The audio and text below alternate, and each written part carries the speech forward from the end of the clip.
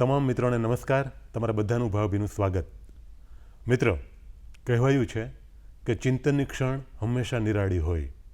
એક ઉક્તિ એવી પણ છે કે ચિંતા ન કરાય, ચિંતાને બદલે પ્રયત્ન કરાય ચિંતન કરવાનો. મિત્રો, આજે ચિંતનાત્મક વાત રસપ્રદ રીતે આપણી સાથે શેર કરવા માટે શ્રી વલ્લભ ધડુક આપણી સાથે ઉપસ્થિત છે. સૌપ્રથમ આપણે તમામ દર્શક મિત્રો વતી, દૂરદર્શન વતી તેઓ શ્રીનું સ્વાગત કરીએ. સર, નમસ્કાર.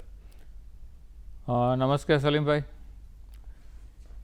અને આજે આ કાર્યક્રમ માટે મને ઉપસ્થિત રહેવા માટે આમંત્રણ આપ્યું એ સ્વીકારીને મને ખૂબ આનંદ થયો. અને ચિંતનની ક્ષણ ઉપર જો ચર્ચા કરવા જઈએ તો તમે જેમ કીધું કે એમ ચિંતા છે એમાંથી ચિંતન જન્મતું હોય છે. એટલે સર, આપણે થોડી વાત એ રીતે કરવી છે કે તમારી પાસે વિશદ અનુભવ છે. તમે જે સરસ કાર્ય, તમે પ્રોફેશનલી તમારી જે કરિયર છે એ જે સંઘર્ષમય સ્થિતિ સાથે તમે શરૂઆત કરી અને પછી એક ઉન્નત મુકામ પર લઈ જવામાં તમે સફળ થયા. એટલે એમાં ઘણા બધા પાસાઓ છે. એમાંથી અમુક પાસાઓની આજે મિત્રો સમક્ષ વાત મૂકવી છે. જ્યારે પણ શીખવાની વાત આવે, લર્નિંગની, તો learning is a continuous process. એટલે તમે સાતત્ય સાથે સતત શીખતા રહેતા હો છો. અને શીખવા માટે કોઈ ઉંમર નથી હોતી. દરેક ઉંમરે વ્યક્તિ છે એ શીખી શકે છે. અને અમુક ચિંતકો તો એવું પણ કહે છે કે જ્યારે તમે સાતત્ય સાથે શીખતા હો છો તો પછી તમે એ એન્ટી એજિંગ એન્ટીડોટ એ તમારા માટે એ બનતો હોય છે. એટલે એવો ડોઝ એ બની જાય શીખવાની પ્રક્રિયા. એટલે ભાષાની આપણે વાત કરીએ, તમારી જે કરિયર છે, તમે અંગ્રેજી ભાષા છે એમાં વ્યક્તિને સુસજ્જ કરવા માટે ઘણી બધી નવી ટેકનિક્સ તમે વિકસાવી અને એકદમ નાનકડા બાળકથી શરૂ કરી અને વયસ્ક વ્યક્તિ હોય તો એમને પછી એ ઓછું ભણેલી હોય કે કદાચ ડૉક્ટરેટ પણ હોઈ શકે, એ કોઈ પણ સ્તર પણ હોય, તો એ વ્યક્તિઓને તમે સરસ રીતે અંગ્રેજી ભાષા છે એમાં પ્રવાહિતા લાવવા માટે, એ ભાષા તરીકે એમાં સુસજ્જતા લાવવા માટે, નિપુણતા લાવવા માટે જે પણ પ્રયત્ન કરવાના હોય એના ઘણા બધા ટૂલ્સ વિકસાવ્યા અને સરસ રીતે શિક્ષણ કર્મ તમે એ ચલાવ્યું. એ એક ખૂબ રસપ્રદ પ્રક્રિયા છે, એનો હું સાક્ષી છું. તો આજે દર્શક મિત્રો સમક્ષ થોડી વાત આપણે એ મૂકવી છે કે આ પ્રક્રિયા છે એની શરૂઆત કેવી રીતે થઈ અને પછી એ ફલક પર એનું વિસ્તરણ કેવી રીતે થયું.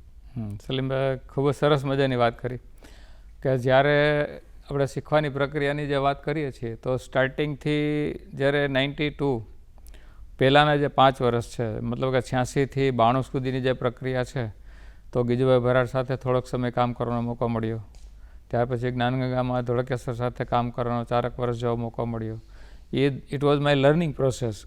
પણ એ દરમિયાન મને એક સરસ મજાનો અનુભવ થયો કે ટીચિંગ છે એ 2 રીતે કરી શકાતું હોય છે.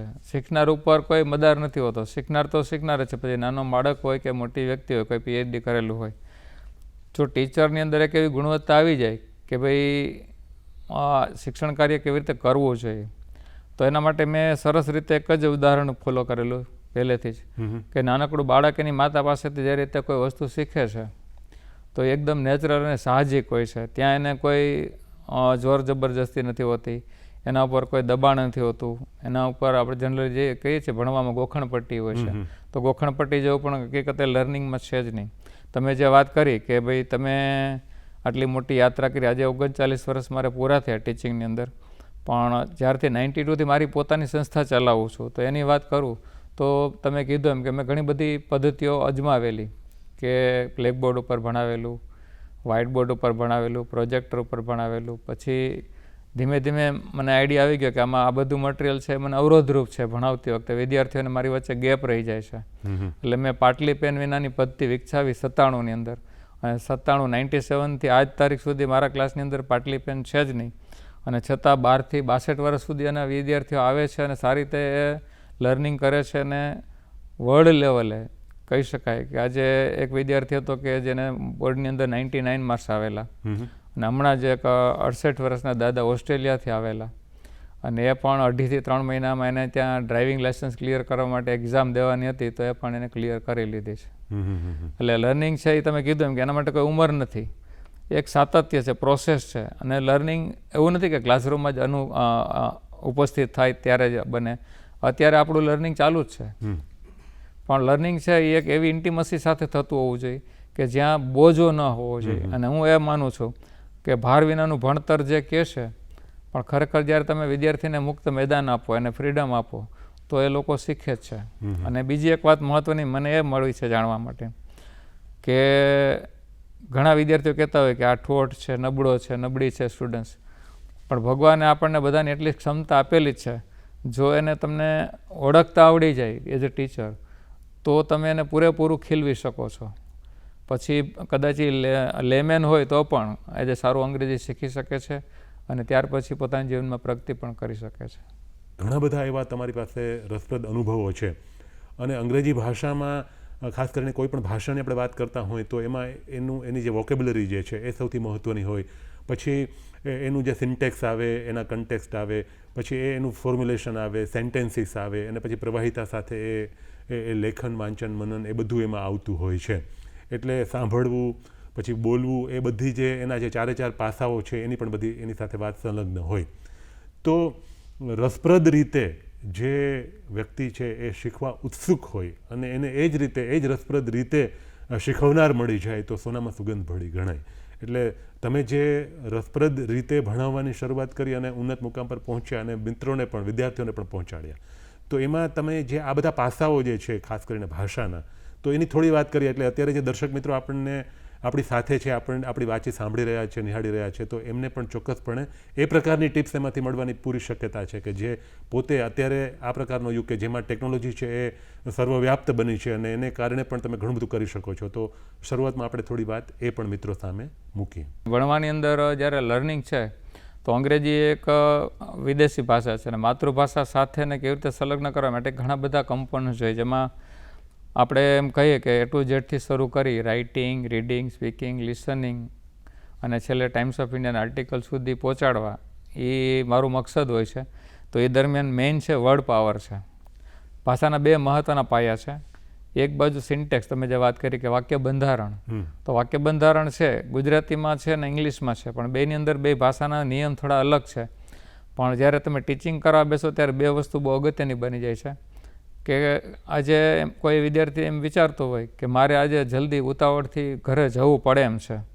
હવે એની પાસે આ ગુજરાતી વાક્ય છે, પણ હવે એ આ વસ્તુ છે એને ઇંગ્લિશમાં ઢાળવા માટે એને ઘણી બધી મશક્કત કરવી પડે, કારણ કે એની અંદર જે તમે કીધું કે ગ્રેમેટિકલ રૂલ્સ એપ્લાય કરવા પડતા હોય.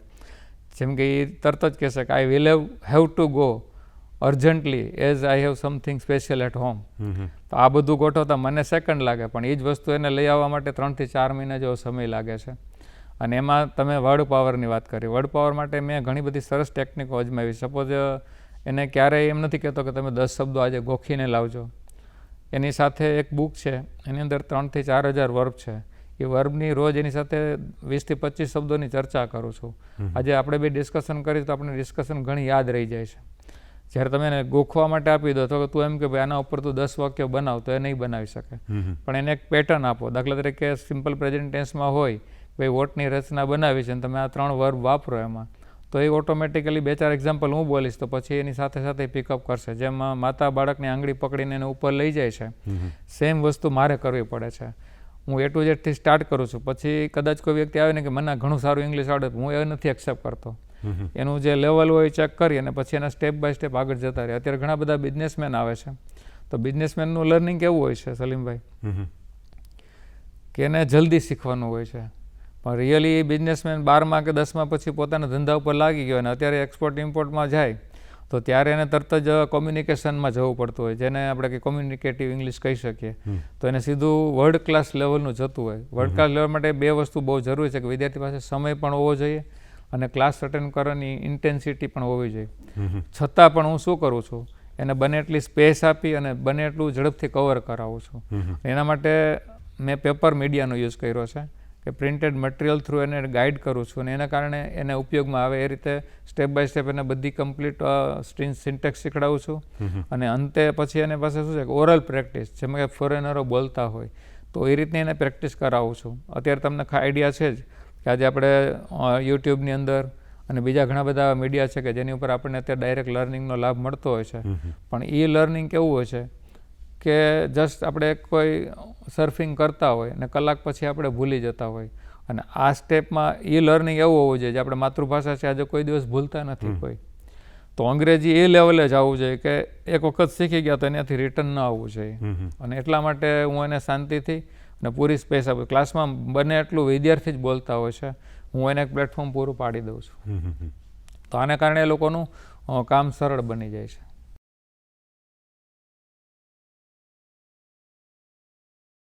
હવે સર આની સાથે સાથે કન્વર્સેશન છે, જે સંવાદ, જે કમ્યુનિકેશનની આપણે વાત કરીએ તો એમાં સંવાદ ખૂબ મહત્ત્વનો છે.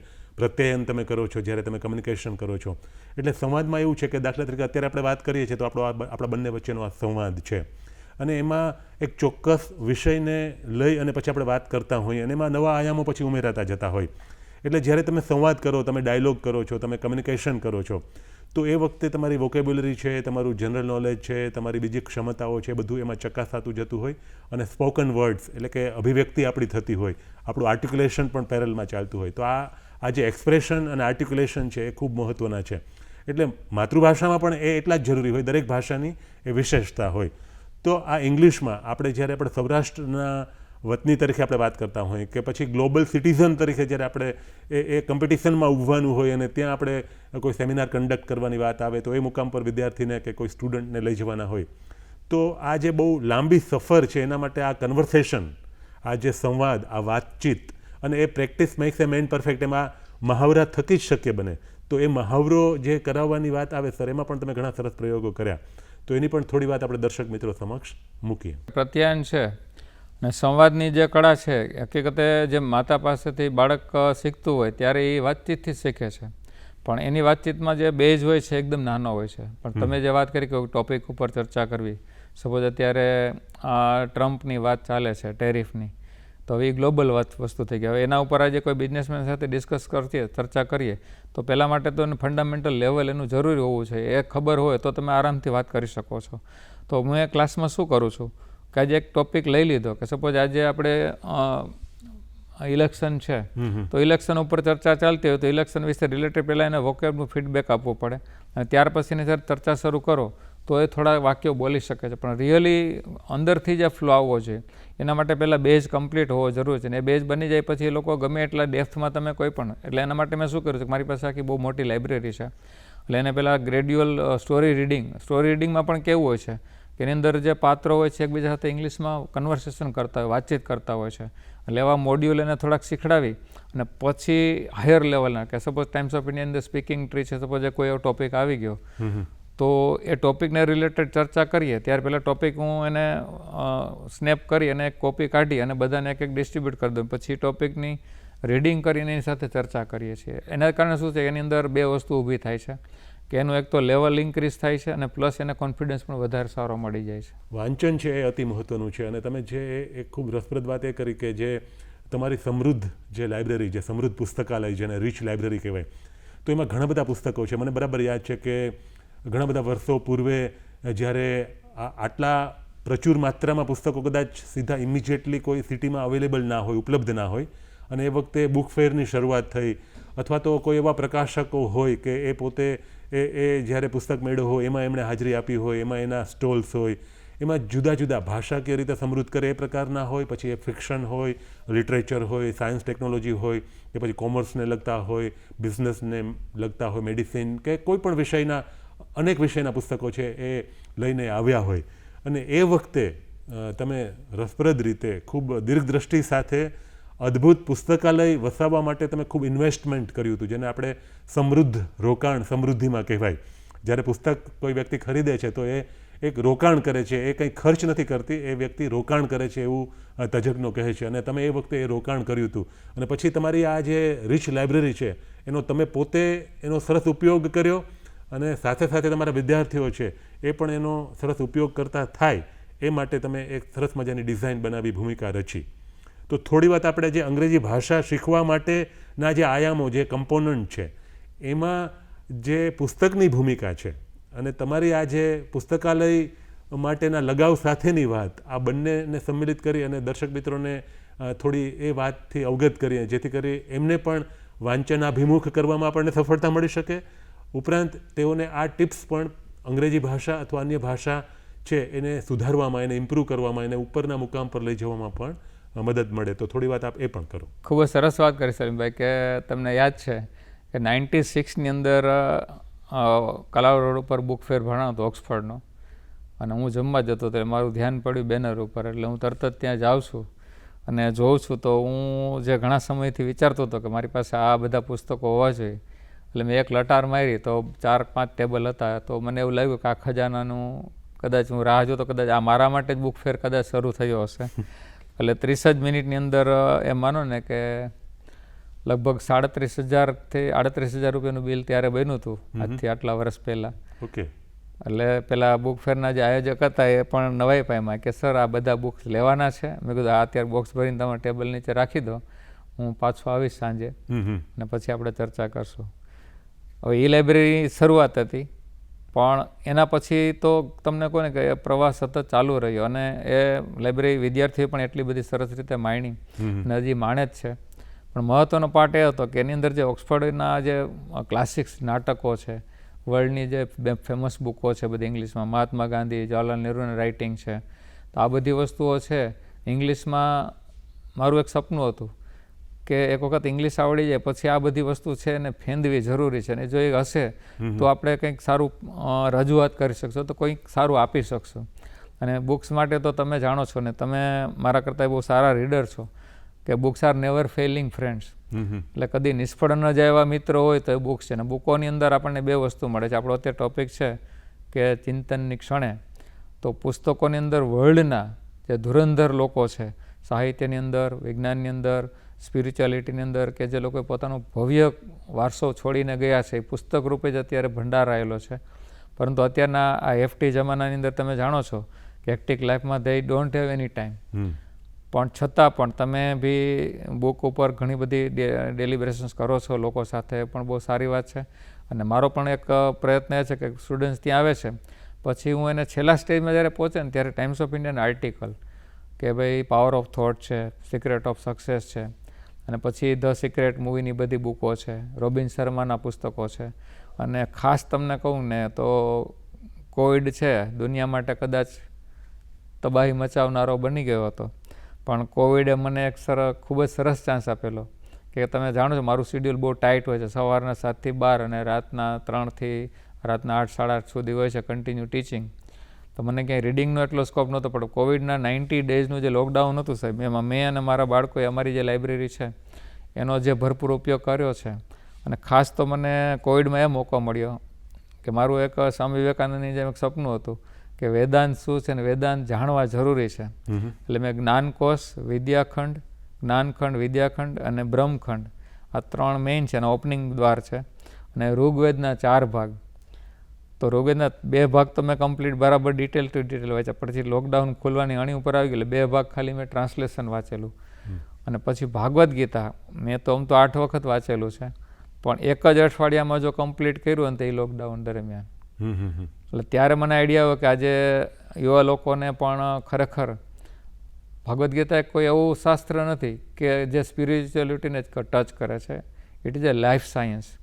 અને જો કોઈ પણ વ્યક્તિ, અત્યારે હું મારા સ્ટુડન્ટ્સને રિકમેન્ડ કરું જ છું કે 5 બુક તો બજારમાંથી લખી દઉં છું, અને 6ઠું એને ભાગવદ્ ગીતા 100 રૂપિયાનું હું ગિફ્ટમાં જ આપી દઉં છું કે તમે આ 5 બુક વાંચો કે ન વાંચો, પણ આ પુસ્તક એકવાર મરતા પહેલાં વાંચી લેજો. કારણ કે each and every solution is there in Bhagavad Gita. કે જિંદગીના કોઈ પણ તમારે ચિંતા આવે અને ચિંતન કરવાની ઈચ્છા થાય તો તમે એનું પૂઠું ખોલજો, તમને ક્યાંક ને ક્યાંક તમારો સંતોષજનક જવાબ મળી જશે. એટલે રીડિંગ છે એ જેમ આપણે શરીર માટે જરૂરી ખોરાક પાણી જરૂર છે, એમ આપણા મન માટે, તન માટે તો ઠીક છે, પણ મન માટે જો કાંઈ જરૂરી હોય ને તો એ આ પ્રકારનું વાંચન છે. અને મારા વિદ્યાર્થીઓને છેલ્લે હું એ સ્ટેપ ઉપર જ લઈ જાઉં છું કે ભાઈ રીડિંગ કરતા થાય પછી એને વિદાય આપું છું.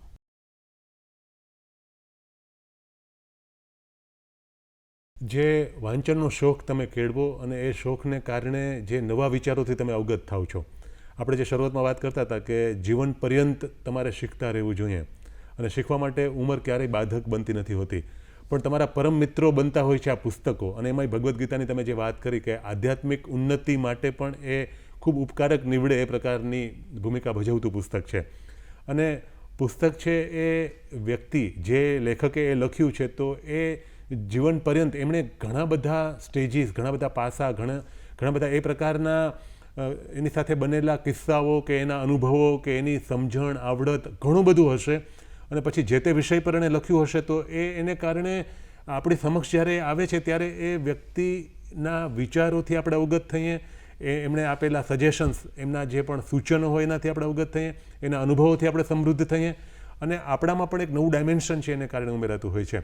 એટલે આજે ખાસ કરીને પુસ્તકાલય નિર્મિત કરવાની જે વાત, કે તમે એક જ અક્ષરનો વિલંબ કર્યા વિના એક જ દિવસે, એ જ દિવસે તમે 37,000 રૂપીસથી પણ વધારે જે આપણે અમાઉન્ટની વાત કરીએ તો એ વખતે, એ તબક્કે, એ મુકામ પર એટલા વર્ષો પૂર્વેની વાત છે, તો એ એટલી અમાઉન્ટ કે જે ઇમિજિએટલી આપણી પાસે હોય પણ નહીં, પણ આ એક સમૃદ્ધ રોકાણ છે.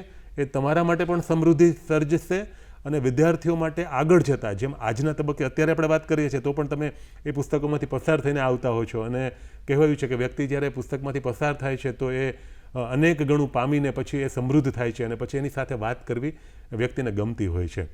તો સર, હવે આની સાથે સાથે આપણે એ પણ વાત કરીએ કે વિદ્યાર્થીઓ છે, આજના વિદ્યાર્થીઓ, એટલે કહેવાય છે કે જે અંગ્રેજી ભાષા શીખવાની વાત તો બરાબર છે, ભાષાકીય રીતે સમૃદ્ધ થાવ, વૈચારિક રીતે સમૃદ્ધ થાવ, પણ એમાં જે આ જે ટેકનોલોજી છે, વ્યાપ્ત બનેલી ટેકનોલોજી, તો એ તો ટૂલ છે, આપણને ખબર છે કે એ એક જાતનું સાધન છે, એ સાધ્ય નથી.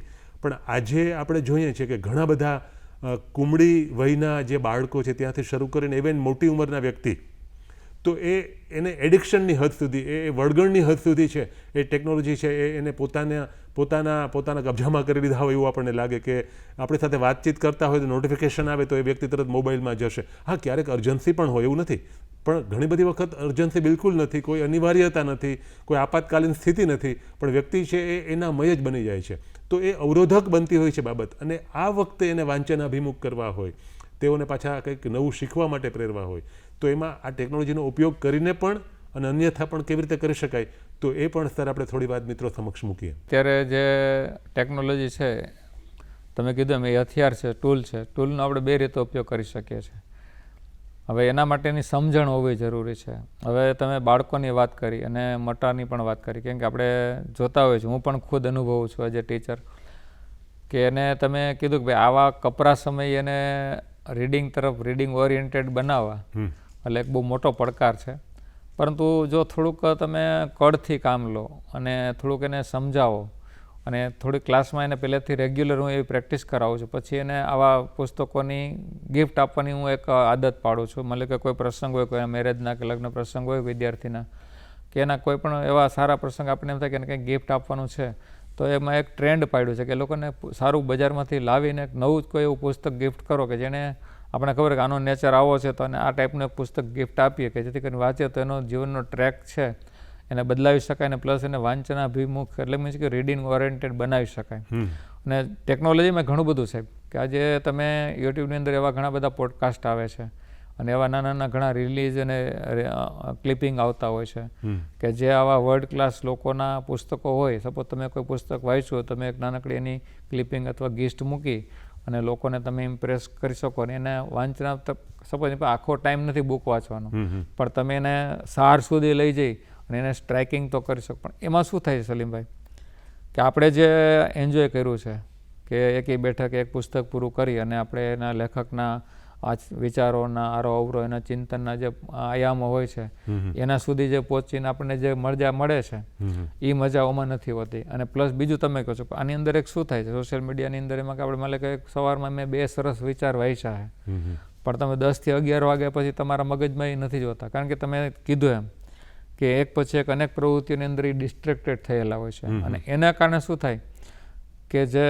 કન્સિસ્ટન્સી આપણે પહેલાં આ ટેકનોલોજી નહોતી ત્યારે શું હતું કે લાઈફની અંદર એકદમ શાંતિ હતી. શાંતિ મીન્સ આમ તો કોઈ પાસે શાંતિ હોતી જ નથી, પણ શાંતિ ઇન ધ સેન્સ રીડિંગ, સ્ટડીના સેન્સમાં શાંતિ હતી. સપોઝ હું વાંચવા બેસતો કોલેજની વખતે કે જ્યારે જે તે સમયે, ત્યારે ગામડાની અંદર હું રીડિંગ ટાઈમ હોય ત્યારે મારા વતન જતો રહેતો, તો હું વાડીએ ગયો તો વાડીએ જઈને હું વડલા નીચે બેસી ગયો. 4 કલાક પછી મેં વાંચ્યું તો પછી સાહેબ ત્યાં બીજું કાંઈ મગજમાં આવે જ નહીં.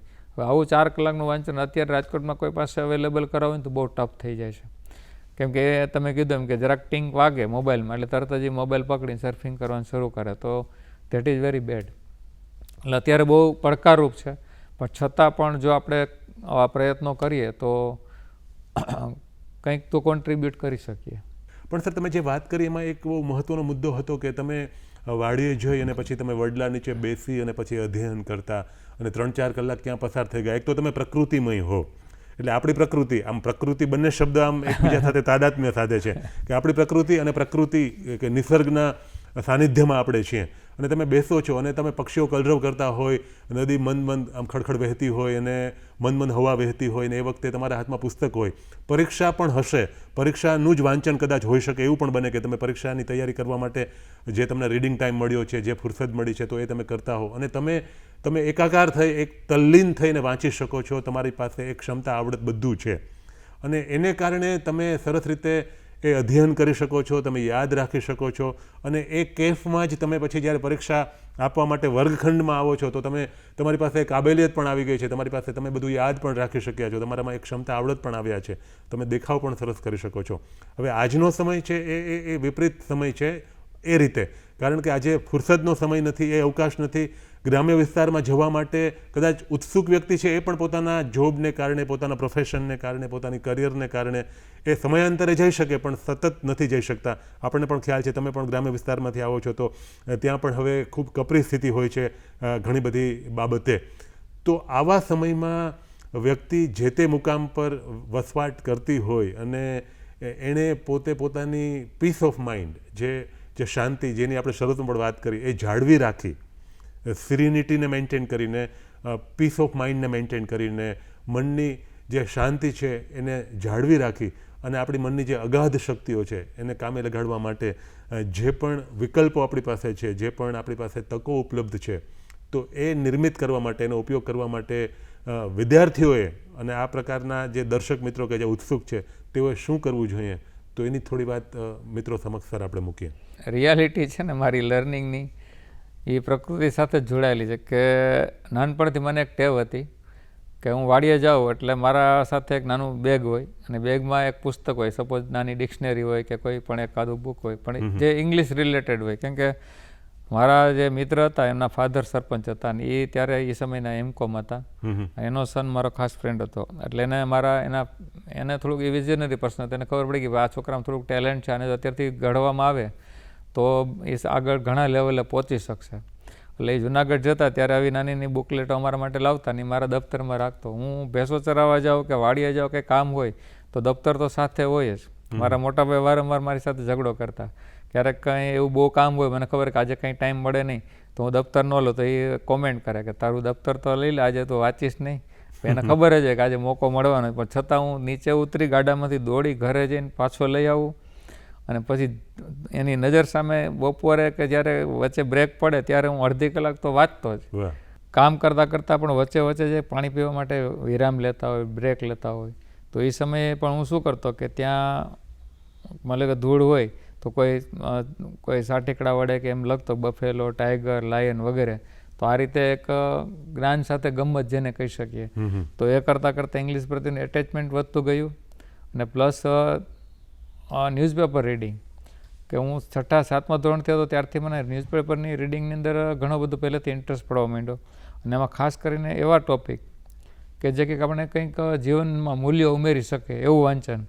તો એ વાંચનની ટેવ બાળપણથી પડેલી. પ્લસ અમારી સ્કૂલની અંદર સાહેબ એક બહુ સરસ મજાની સિસ્ટમ હતી ત્યાં હાઈસ્કૂલની અંદર, કે એક પીરિયડ જ લાઇબ્રેરીનો આવતો અને એ પીરિયડ દરમિયાન શું હતું કે અમારે ત્યાં સ્કૂલમાં બહુ સરસ લાઇબ્રેરી હતી અને ચાપાનેર સાહેબ અમારા પ્રિન્સિપાલ હતા. એટલે એ પીરિયડ દરમિયાન તમારે લાઇબ્રેરીમાં જવાનું અને તમે કયું પુસ્તક વાંચો છો, કેટલી વખત વાંચ્યું, એમાં શું શીખા, એનું એક રજિસ્ટર હતું.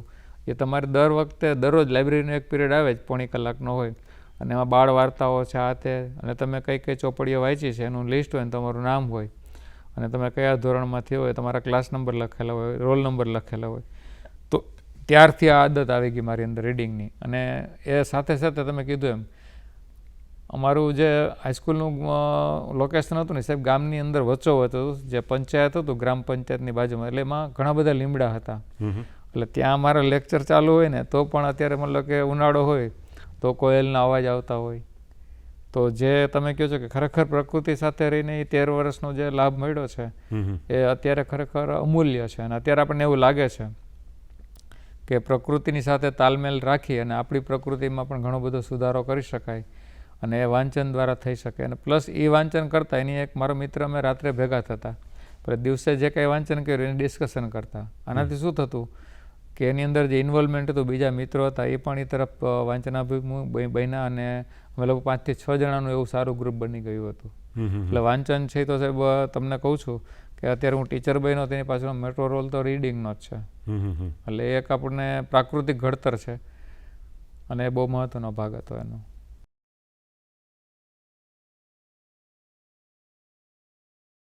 સૌથી મહત્ત્વની બાબત સર એ પણ છે કે તમે જે વિદ્યાર્થીઓને ઇંગ્લિશ લેંગ્વેજ એટલે કે અંગ્રેજી ભાષા શીખવો છો, પછી વાંચનાભિમુખ પણ બનાવો છો, પછી ઘણા બધા તમારા અનુભવ સંપદા છે એમાંથી પણ તમે ઘણી બધી વાત કરતા હો છો.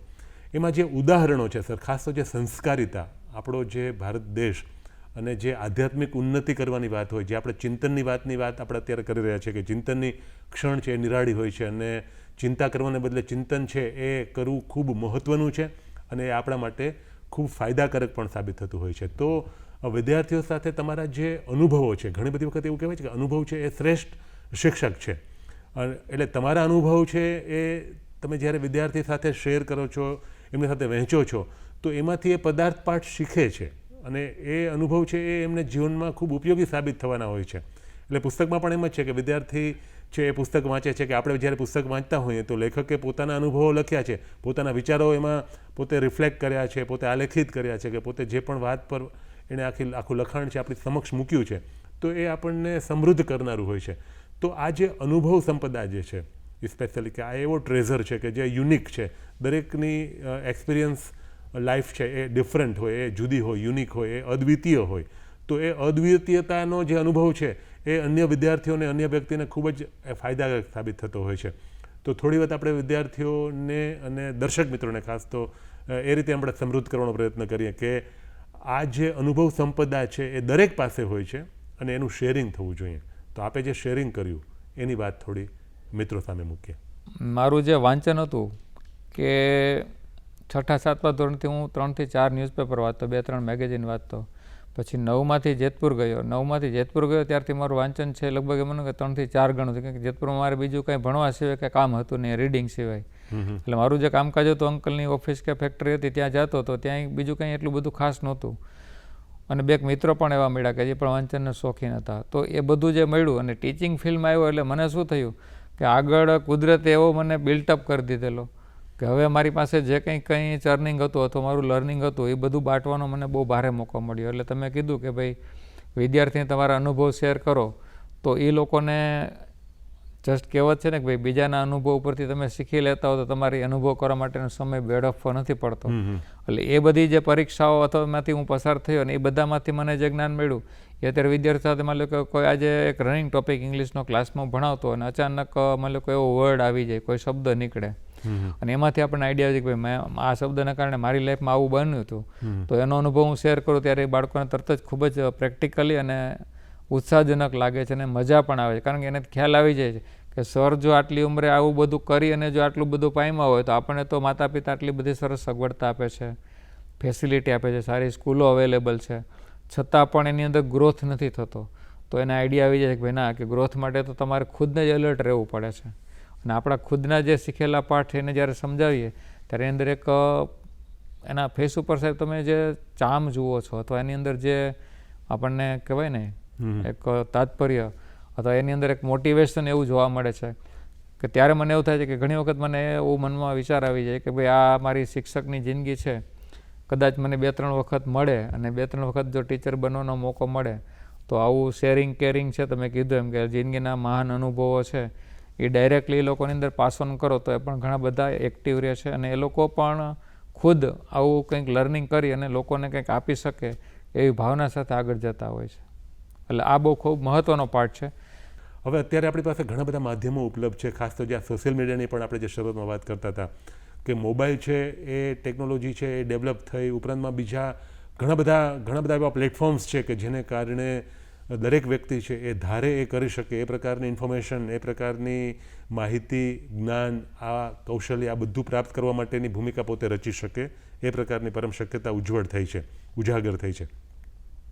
તો ઘણા બધા વ્યક્તિ છે, ઘણા બધા મિત્રો છે, ઘણા બધા દર્શક મિત્રો પણ એ પ્રકારના છે કે જેઓ શેરિંગ કરતા હોય, પણ એ વખતે તમારે જે વિવેક વાપરવાનો હોય, તમે જે પણ શેર કરો છો તો એની જે અસર છે એ કયા પ્રકારની હશે, ઉપરાંત તમારી સંસ્કારિતા છે એ પણ એમાં રિફ્લેક્ટ થતી હોય, એમાં પ્રદર્શિત થતી હોય.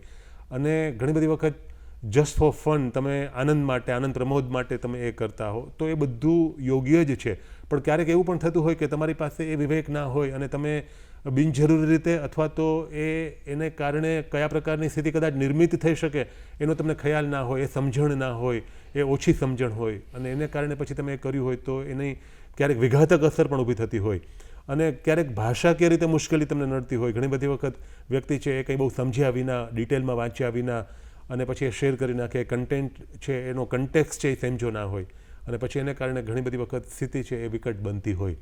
તો આવા વખતે જે વિવેક દર્શાવવાનો છે, સમજણ કેળવવાની છે, જ્ઞાન ઉપલબ્ધ થાય એ માટેના પ્રયત્ન કરવાના છે અને એ રીતે શેરિંગ અને કેરિંગ કરવાનું છે, તો એ અતિ મહત્ત્વનું છે. એ વિષય પણ થોડી વાત આપણે દર્શક મિત્રો સમક્ષ મૂકીએ. અત્યારે મીડિયા એટલા બધા છે આપણા હાથમાં કે તમે ઉત્સાહિત થઈ શકો છો અને તમે વિવેક બુદ્ધિ વાપર્યા વગર જો કંઈ ત્યાં રાખી દો છો પ્લેટફોર્મ ઉપર અને એમાંથી જો કંઈ એવા રિપલ્સ આવે કે જેથી કરીને આપણું અને ખુદ સમાજનું અથવા તો સાંભળનાર જે વર્ગ છે એના ઉપર એની બહુ મોટી ઇમ્પેક્ટ પડી જતી હોય છે. હમણાં બે ચાર એવા ઘટનાઓ આપણી સમક્ષ બની ગઈ છે ઇતિહાસ રૂપે. તો એ એટલે બધા હાઈ લેવલે જતા રહ્યા હોવા છતાં પણ જો એ વિવેક બુદ્ધિ ગુમાવી દે પ્લેટફોર્મની ઉપર, અને કેમ કે અત્યારે પ્લેટફોર્મ છે પબ્લિક પ્લેટફોર્મ છે, પછી એનીવેર તમે નાનકડું પણ એક ક્લિપિંગ મૂકી દો, જે તમે કીધું એમ કે ભાઈ તમારા ઉત્સાહને લીધે, તમારા પોતાના મનોરંજન ખાતર તમે મૂક્યું છે, મજાકમાં પણ મૂક્યું છે, પરંતુ જો એની મર્યાદા ન સમજો કે પ્લેટફોર્મ છે ને એ બહુ એક્ટિવ છે અને પ્લસ એટલું બધું વાસ્ટ છે અત્યારે કે વિધિન મિનિટ્સ તમે બિલીવ ન કરી શકો એટલી સ્પીડે એ વર્લ્ડ વાઇડ સ્પ્રેડ થઈ શકે છે. અને એના જે પરિણામો હોય છે વ્યક્તિએ પ્લસ સમાજે અને પ્લસ એની અંદર જે કનેક્ટેડ લોકો હોય એના ઉપર બહુ મોટી ઇફેક્ટ પાડતા હોય છે. એટલે મારું માનવું એવું છે કે તમારી પાસે જે કનેક્ટેડ છે, તમે જે કલેક્ટ કર્યું છે, મેળવ્યું છે, હાંસલ કર્યું છે, પણ એને પણ જો તમે રજૂ કરવા માટે પણ જો તમારું પોતાનું વિવેક અથવા સભાનતા ગુમાવો તો સેવાને બદલે કુસેવા પણ થઈ શકે છે અને પ્લસ એના ઘાતક પરિણામો પણ આવી શકે. એટલે ખરેખર તો શેરિંગ છે ને એમાં કેરિંગ શબ્દ બહુ મહત્ત્વનો. કેરિંગ એટલે કયા પ્રકારનું કે પોતાના માટે, બીજા માટે, જેના માટે તમે રજૂઆત કરો છો એના માટે, અને ઓવરઓલ પિક્ચરમાં એ ઉપયોગી થાય એવું છે અને કંઈક સમાજ ઉપયોગી તમારી કંઈક ઉપલબ્ધિઓ છે તે તમે કંઈક રજૂ કરવા માગો છો, તો એના કારણે કંઈક નવું જ તમે સર્જન કરવા માગો છો, તો તમારે કંઈક એમાંથી જોઈએ છે કોઈ ચોક્કસ રિઝલ્ટ, પરિણામ, તો એ પ્રકારનું હોવું જરૂરી છે. નહીંતર તો એ તમે કીધું એમ જ કે પ્લેટફોર્મ છે, પ્લેટફોર્મ તો ઘણા બધા છે. મને ન્યૂઝપેપર છે, આપણા જૂના મીડિયામાં ન્યૂઝપેપર આવતું હતું. હવે ન્યૂઝપેપરમાં શું થતું હતું સલીમભાઈ કે આજે ગુજરાત સમાચાર, રાજકોટમાં 50% લોકો ગુજરાત સમાચાર વાંચતા હોય ને ગુજરાત સમાચારમાં કોઈ આર્ટિકલ લેવો હોય, મેં વાંચ્યો હોય, તમે ન વાંચ્યો, તમારા સુધી નથી પહોંચવાનું. અત્યારે સોશિયલ મીડિયા એક એવું પ્લેટફોર્મ છે કે એમાં કોઈ એક ટમકું મૂકી દે તો વિધિન મિનિટ્સ ઇટ બ્લાસ્ટ. તો એ સેવાને બદલે ઘણીવાર કોઈ સેવા પણ કરી શકે છે.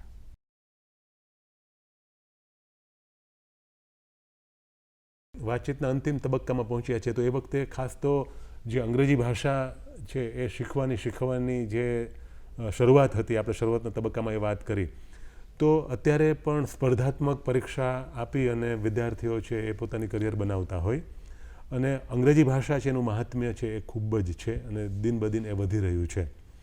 ઘણા બધા બીજા માધ્યમો પણ ઉપલબ્ધ છે, બીજા સોર્સિસ પણ અવેલેબલ છે, પણ ભાષાકીય રીતે તમે નિપુણતા કેળવો એ અતિ મહત્ત્વનું છે. ઉપરાંત એઝ એ સબ્જેક્ટ પણ ઘણી બધી વખત, અથવા તો તમે તમારા માટે એ માધ્યમ, ભલે તમે માતૃભાષામાં તમે પેપર લખી શકતા હો પણ એમાં ઇંગ્લિશ કમ્પોનન્ટ તો હોવાનો જ, કે એ પણ તમારું જ્ઞાન ચકાસાતું હોય ઘણી બધી સ્પર્ધાત્મક પરીક્ષાઓમાં. તો ઘણા બધા એવા વિદ્યાર્થીઓ, એવા દર્શક મિત્રો કે જેઓ વિદ્યાર્થીઓ છે અથવા તો એમના મિત્રો છે એ વિદ્યાર્થીઓ છે અને તેઓ તૈયારી કરે છે અથવા તો કરવાના છે. અંગ્રેજી ભાષા છે એમાં નિપુણતા કેળવવાનો પ્રયત્ન, અને ખાસ તો આ પ્રકારની પરીક્ષા છે એ ક્રેક કરવા માટે ઉત્સુક હોય અને એ નોકરી મેળવવા માટે કે પોતે કરિયર નિર્મિત કરવા માટે પણ એ ઉત્સુક હોય. તો એવા મિત્રોને તમારા તરફથી એ પ્રકારની ટિપ્સ કે જે તેઓને પોતાની કરિયર છે એ નિર્મિત કરવામાં ઉપયોગી સાબિત થાય તો એ પણ આપ વાત કરો. ખૂબ જ સરસ વાત કરી સલીમભાઈ કે અંગ્રેજી ભાષા છે અત્યારે બે પ્રકારના લોકો શીખવા માગતા હોય છે. એક છે કે જેને જીવન માટે કોઈ ઉપલબ્ધિ કરવી છે, મતલબ કે કોઈ ફિલ્ડમાં આગળ વધવું છે અને એને ઇંગ્લિશ જરૂર બની ગયું હોય તો એ શીખવા માટે. પણ અત્યારે મોટો વર્ગ છે જે અભ્યાસલક્ષી હોય છે, વિદ્યાર્થીઓ છે કોમ્પિટિટિવ એક્ઝામની તૈયારી કરતા હોય છે અને કોઈ પરીક્ષાલક્ષી તૈયારી કરતા હોય તો અંગ્રેજી ભાષાને હું બે રીતે જોતો હોઉં છું. એક સબ્જેક્ટિવ, મતલબ કે તમે કોઈ એક વિષયને રિલેટેડ, મતલબ તમારે 100 માર્કની કોઈ ટેસ્ટ આપવાની છે એના પરિપ્રેક્ષ્યમાં વાત કરીએ તો, અને બીજું છે કે ઓવરઓલ સપોઝ આજે હું ગુજરાતીમાં બોલતો હોઉં તો એ જ વસ્તુનું હું ગુજરાતીમાંથી ડાયરેક્ટ ઇંગ્લિશમાં ડિલિવર કરી શકું, એ પ્રકારની પ્રોફિશિયન્સી છે એ બહુ જરૂરી હોય છે. પણ જે લોકો ખાલી એકેડેમિક્સની વાત કરતા હોય, કોમ્પિટિટિવ એક્ઝામની વાત કરતા હોય તો એના માટે હું સીધી ને સરળ વાત કરીશ સલીમભાઈ કે અંગ્રેજી જેટલો સરળ વિષય એકેય નથી. ઓકે. પહેલી વાત એ અંગ્રેજીની અંદર બે જ વસ્તુ મહત્ત્વની છે કે તમે જે કંઈ સમજો છો અને એની તમે જો પ્રેક્ટિસ કરતા રહો, અથવા તો એની અંદર જે કોઈ સિમ્પલ થીમ છે, મતલબ કે એની અંદર જે નાના નાના 2-4 પર્ટિક્યુલર પોઈન્ટ છે કે રૂલ્સ છે, બસ એ વસ્તુને તમે ફોલો કરો અને સતત પ્રેક્ટિસ કરો. મેઇન અંગ્રેજીમાં મહત્ત્વનો કોઈ પોઈન્ટ હોય ને તો વોકેબ્યુલરી છે કે શબ્દ ભંડોળ છે. તમને મને બેને ગુજરાતી આવડે છે, મારા ક્લાસમાં કોઈ પણ નવી વ્યક્તિ જોડાય ત્યારે એને ચોખ્ખું કહું તમને શું આવડે છે તો મને ગુજરાતી આવડે છે. મેં કીધું મને એ ગુજરાતીનું અંગ્રેજી કરતાં આવડે છે, તમને છેલ્લે એ ગુજરાતીનું અંગ્રેજી કરતાં આવડી જાય તમારે બીજું શું જોઈએ? તો એ કે બસ મારે એ જ જોઈએ છે. રાઈટ. તો રિયલી જ્યારે ટીચિંગ વખતે તમે આપણે ડૉક્ટર પાસે જઈએ ને, ડૉક્ટર તમને 2-4 ક્વેશ્ચન પૂછે કે ભાઈ તમને શું થાય છે, એટલે મને ઉધરસ આવે, બીજું તો કે નીંદર નથી આવતી, ત્રીજું કે માથું દુખે છે, એટલે ડૉક્ટરને ખબર પડે કે આને શું પ્રોબ્લેમ છે. તો મારી પાસે વિદ્યાર્થી આવે ત્યારે હું સીધું એને જ પ્રશ્ન કે તમારે કયા પર હેતુથી ઇંગ્લિશ શીખવું છે? તો ભાઈ મારે ભણવા માટે શીખવું છે, કે મારે નોકરી માટે શીખવું છે, કે મારે કોમ્પિટિટિવ એક્ઝામ માટે શીખવું છે. ઇંગ્લિશ તો ઇંગ્લિશ જ છે, પણ મને ખબર પડી જાય કે તમારે કયા એંગલથી શીખવું છે તો હું એંગલ ઉપર ભાર દઈ અને તરત એ પોઈન્ટ ઉપર ક્લિયર કરું કે તમારે માર્ક ઓરિએન્ટેડ જ લર્નિંગ કરવું છે તો એની અંદર આટલા પોઈન્ટ જરૂર છે. પણ જો થરોલી શીખવું હોય તો તમારે પછી આખે એનું બેઝથી લઈ અને ટોટલી કમ્પ્લીટ એના બધા કમ્પોનન્ટ છે, રાઇટિંગ છે, રીડિંગ છે, લિસનિંગ, સ્પીકિંગ અને મેઇન તો વર્ડ પાવર, વોકેબ્યુલરી છે, એના ઉપર જો તમારું ફોકસ આવી જાય તો તમે આરામથી શીખી શકો છો. અને ઇંગ્લિશ છે કે મારી પાસે જે વિદ્યાર્થી ભણી ગયા એમાં 100માંથી 99, 100માંથી 92, 95 માર્ક્સ સુધી તો આરામથી જતા રહે છે, અને પ્લસ કોઈ પણ જાતની ગોખણપટ્ટી વગર. એટલે અંગ્રેજી આમ જોઈને તો સાહેબ બહુ સીધું સહેલું અને સરળ છે, પણ અંગ્રેજીનો હાવ છે ને બધા લોકોને. અને પ્લસ મારો એક બીજો ખાસ ઓપિનિયન એ છે કે વિદ્યાર્થીને બધાને ઇંગ્લિશ શીખવું છે, પણ સાહેબ ઇંગ્લિશ શીખવા માટે જે એને ટાઈમ અને થોડુંક જે ડેડિકેશન સાથે વર્ક કરવું જોઈએ ને એ નથી કરી શકતા, એને કારણે ત્યાં અટકી જાય છે. શીખવા માટેની તત્પરતા એ ખૂબ જરૂરી છે, એ પૂર્વ શરત છે, અને તમે થોડી એ પ્રકારની ટેવ કેળવવાની શરૂઆત કરો તો આગળ જતાં ખૂબ ફાયદો થવાનો હોય છે. ઉપરાંત તમે વ્યક્તિ વિશેષ પણ બની રહેતા હો છો અને નિજાનંદ માટે પણ આ પ્રવૃત્તિ તમને મદદરૂપ સાબિત થતી હોય છે. તો એવી જ બાબત જે આપણે વાંચનની વાત કરી, જે પુસ્તક છે એની સાથે ગોષ્ઠી કેળવવાની, એની મૈત્રી કેળવવાની, પુસ્તકો વાંચવાની, એનું પણ શેર એન્ડ કેરની જે વાત કરી પ્રમાણે એનું પણ શેરિંગ કરો. પુસ્તકો વિષયક વાત તમે મિત્રો સામે મૂકો, પુસ્તક ગોષ્ઠી બેઠક તમે ગોઠવો, પુસ્તકોનું આદાન પ્રદાન કરો, બુક સર્કલના તમે મેમ્બર બનો, તમે લાઇબ્રેરી પુસ્તકાલય છે એના સભ્ય બનો અને એ વાંચન કરો. અને વિદ્યાર્થીઓ અને એના માવિત્રો આ બધા ન માત્ર માતૃભાષામાં પણ ક્રમશઃ એ અંગ્રેજી ભાષામાં પણ પછી એ વાંચતા થાય ક્રમશઃ, તો એ પણ ખૂબ મહત્ત્વનું હોય છે. તો આપ થોડી વાત અંતિમ મુદ્દા તરીકે એ પણ કરો કે થોડું એ વાંચન આ રીતે વાર્તા કે નિબંધો કે પછી બાયોગ્રાફી હોય, ચિંતનાત્મક કોઈ વાત હોય તો આ ચિંતનની ક્ષણો છે એ એમના માટે પણ ઉપયોગી સાબિત થાય એ પ્રકારની એમાં શક્યતા છે. તો વાત એ પણ આપણે કરીએ. આપણે જાણીએ છીએ ને એક મર્યાદા એવી છે, મારી પાસે હાલે ઘણી બધી મોટી લાઇબ્રેરી છે, પરંતુ પુસ્તકોની એક લિમિટેશન શું છે કે તમારે એને ઉઠાવવા પડે છે. બિલકુલ. અને એ ઉઠાવો અને પછી જો તમે એમાં ઇન્વોલ્વ થઈ જાઓ તો પછી તમારે સમયનું કે એવી કોઈ પાબંદી રહેતી નથી. અને ખરેખર તમે જે વાત કરી કે ચિંતનની ક્ષણે જ્યારે આવા પુસ્તકો હોય તો વાંચનની ટેવ પાડ્યા પછી પણ એની સાથે હંમેશા તાદાત્મ્ય કેળવવું. તમે કીધું કે ભાઈ સાથે મિત્રો સાથે મળીને ગોષ્ઠી કરવી. હું તો એવું માનું છું કે જે લોકો આ ટાઈપના મેન્ટાલિટી ધરાવતા હોય એની યારે તમારે ખરેખર વીકની અંદર એક મિટિંગ કરી અને તમે એવું વિચારવું જોઈએ કે ભાઈ આ અઠવાડિયે મેં આ પુસ્તક વાંચ્યું છે તો એની અંદર આવું હતું, તમે કોઈ વાંચ્યું તો એનું શેરિંગ છે. આ તે તો એને શું થાય કે આજે 6 મિત્રો હોય તો મેં એક બુક વાંચ્યું પણ મને બીજા 5 બુકનો લાવો મળી જશે અને તમને પણ બીજા 5 બુકનો લાવો મળી જશે. તો આ એક બહુ ખૂબ જ સરસ વિચાર છે અને એનાથી આપણને શું થાય કે આપણી અંદર એક ક્રિએટિવિટી પણ જન્મે અને પ્લસ આપણે જેટલું વાંચ્યું છે એને શેર કરવાની આપણી અંદર ક્ષમતા પણ આવે. અને બીજા નંબરમાં એક અલગ પ્રકારનું એક તમે કહી શકો ને કે વાતાવરણ ખડું કરી શકીએ અને જેને કહીએ ને કે ચળવળ રૂપે. અને આ રીતે જો તમે આ પ્રોસેસ ઉપર આગળ વધીએ તો ખરેખર પુસ્તકોનો જે ભંડાર છે અને એ રચવા પાછળ અથવા એના લેખકોનો જે આશય હોય છે, સાહેબ કોઈ પણ આપણે દુનિયાની કોઈ પણ તાકાત આપણે જોઈએ છે કે કોઈ પણ પ્રવૃત્તિ તમે કે હું પણ કરીએ છીએ સવારથી સાંજ સુધી, એની પાછળનો પર્પઝ હેતુ ક્લિયર હોય છે. તો સાહેબ કોઈ 600 પાનાના પુસ્તક હોય, કોઈ 200 પાનાના હોય, કોઈ 800 પાનાના હોય. આપણે ધર્મગ્રંથો જોઈએ તો સાહેબ એ તો હજાર પેજના છે અને એ સમયે ટેકનોલોજી કે કશું જ નહોતું. અને છતાંય સાહેબ અત્યારે એની અંદર જે મેં આ બ્રહ્મખંડ, જ્ઞાનખંડ અને વિદ્યાખંડની મેં વાત કરી, એની અંદર સાહેબ જે જ્ઞાન પીરસેલું છે સૃષ્ટિના સર્જન વિશેનું, આપણા પોતાના ઉત્કર્ષ વિશેનું અને માનવ જીવન અને અન્ય જીવનની જે તાદાત્મ્યતા છે એની સાહેબ સંલગ્નતા છે, એક એક પોઈન્ટને એવા જોડીને એને રજૂ કરેલા છે સાહેબ. ખરેખર એ વાંચીએ ને ત્યારે આપણને એમ થાય કે ખરેખર આ લોકો કેટલા મહાન હશે અને એ કેટલા દૂરંદેશી હશે.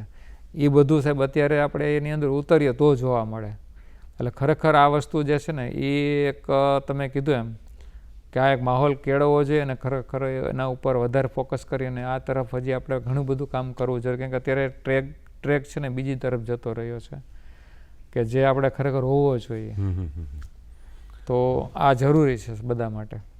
તો મિત્રો, આ હતી ચિંતનની ક્ષણો.